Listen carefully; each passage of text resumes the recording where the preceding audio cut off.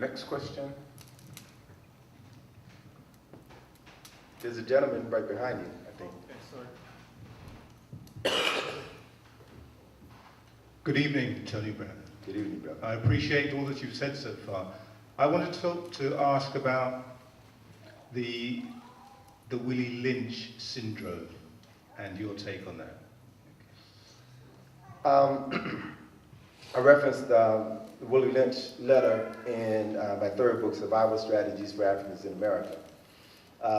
It's important for us to understand that Willie Lynch was not a historical personality, that the letter is not an authentic document. But the Willie Lynch phenomena is real,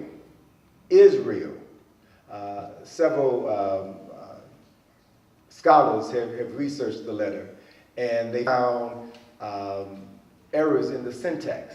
It is not 18th century syntax. It's a modern document. And I believe I know the attorney who wrote it, because he shared with me another document that we had circulated back in the 80s entitled How to Make a Slave. And supposedly he found this document in a courthouse in Virginia as he was researching a case. And the document was similar to the Willie Lynch letter. And I'm pretty convinced that he's the source of this document. But let's not throw the baby out with the bathwater.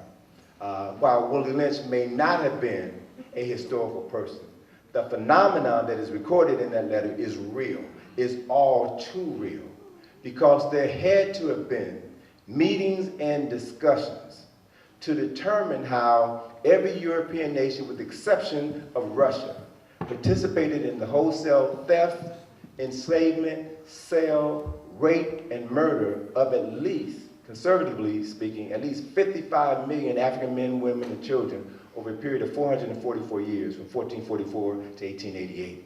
That's real. So let's deal with, put the Willie Lynch, the essence of the Willie Lynch letter aside for a while and deal with the reality of it.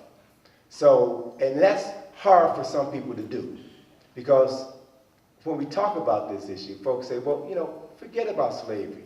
That was so long ago. Would anyone dare tell a Jew to forget about the Holocaust? No. Whenever it comes to our issues, we are supposed to forget. But everyone, especially here in Britain, you all talk about British history, or they talk about British history. They talk about Irish history. They talk about Scottish history, and take pride in talking about their history, as every person should. So it's important for us to realize that there is no shame in us discussing our history, and that our history did not begin with slavery. And we have to use the correct terminology when we talk about the enslavement of African people. We were not slaves. We were human beings who were enslaved by others. And thus that puts the onus on the people who created the institution of slavery. Puts the onus on the people who built the slave ships. Puts the onus on people from Birmingham who created the iron foundries, that manufactured the chains, that were responsible for containing these Africans. It puts the onus on the Barclay brothers, who developed the financial institutions that underwrote slavery.